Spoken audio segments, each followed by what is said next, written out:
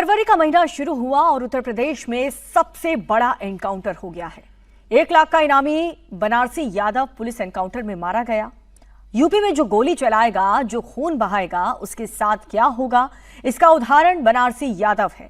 UP में जो gang चलाएगा, उसके साथ क्या होगा, उसका दूसरा उदाहरण लल्लू यादव है। उत्तर प्रदेश में जो मर्डर प्लान करेगा, उसका तीसरा एग्जाम्पल राशिद है। और ये तीनों ही एग्जाम्पल उत्तर प्रदेश में हर एक क्रिमिनल की जरूर देखना चाहिए।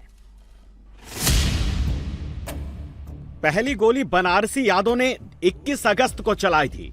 दूसरी गोली यूपी पुलिस ने 3 फरवरी 2026 को चलाई। यूपी में जो गोली चलाएगा, जो खून बहाएगा, उसको इसी तरह का जवाब मिलेगा। बनारसी यादव ने महेंद्र गौतम को दिन दहाड़े बाइक पर बैठकर गोली मार दी थी। बनारसी यादव को गोली का जवाब रात को गोली से मिला।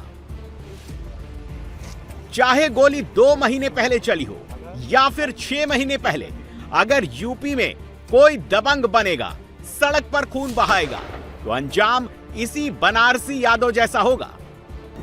बनारसी यादव पर 24 केस थे। सोनभद्र, बनारस, गाजीपुर में केस दर्ज थे। 10 से ज्यादा हत्या के केस दर्ज थे। गैंग नंबर 8 का सरगना था। योगी ने 24 घंटे पहले ऐलान किया था। 24 घंटे के अंदर ही उदाहरण आने भी शुरू हो गए। अगर पुलिस गोली ना मारे तो क्या पुलिस गोली खाए?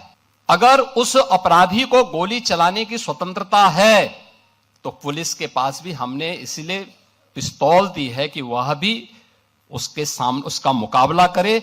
उसका प्रशिक्षण इसी बात को लेकर के हो रखा है।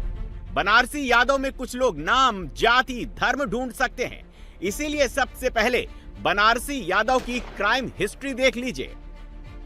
बनारसी यादव पर हत्या के प्रयास, चोरी, छिनैती के केस दर्ज थे। बनारसी यादव पूर्वांचल का शार्प शूटर बन चुका था। पुलिस ने 1 लाख का इनाम रखा हुआ था। बनारसी अगर जिंदा होता तो फिर महेंद्र गौतम की तरह ही किसी और को भी गोली मारता, किसी और की भी सुपारी लेता। 5 महीने से पुलिस इसके पीछे थी। बनारसी यादव के लिए एसटीएफ तक बना दी गई थी।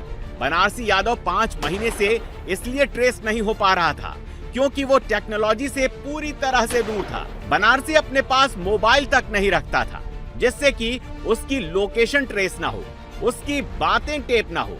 बनारसी इतना शातिर था कि ये केवल कैश में काम करता था, सुपारी लेता था, बैंक खाते का इस्तेमाल नहीं करता था, ना ही इसके पास एटीएम कार्ड था, जिससे किसी भी सीसीटीवी में इसको ट्रेस कर पाना नामुमकिन था। बनारसी यादव के डिजिटल फुटप्रिंट को ट्रैक कर पाना मुश्किल था। इसीलिए वो हर वारदात को अंजाम देकर यूपी से बाहर दूसरे राज्यों में जाकर छिप जाता था। बनारसी यादव भले ही टेक्नोलॉजी से दूर था, लेकिन एसटीएफ नहीं। एसटीएफ ने ऐसा जाल बिछाया कि 5 महीने बाद बनारसी यादव फंसी गया और उसका चैप्टर क्लोज हो गया। 23 साल से पूर्वांचल का अदृश्य किलर बना बनारसी यादव ने पहला जुर्म 2003 में किया था, जेल गया था। 2015 में कार्बाइन से ताबड़तोड़ फायरिंग करके उसने 2 लोगों को भून डाला था। लेकिन अब उसके इन सारे गुनाहों का हिसाब किताब फाइनल हो चुका है।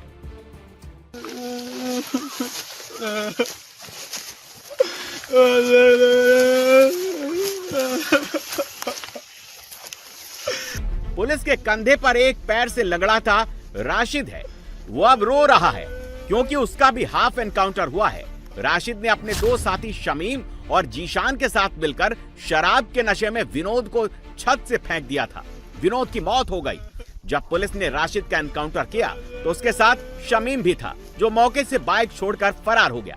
लेकिन बहुत जल्द ही इसका भी हिसाब किताब हो जाएगा। चौबेपुर में बनारसी यादव का हिसाब हुआ तो हरदोई में लल्लू यादव का ट्रीटमेंट किया गया। लल्लू अपने 4 साथियों के साथ मिलकर चोरी का गैंग चलाता था। उसके पास से पुलिस को कैश और चोरी के जेवरात बरामद हुए हैं। यूपी में अब पुलिस ताबड़तोड़ लाइलाजों का इलाज कर रही है। जो जिस भाषा में समझ रहा है, उसको उसी भाषा में समझाया भी जा रहा है।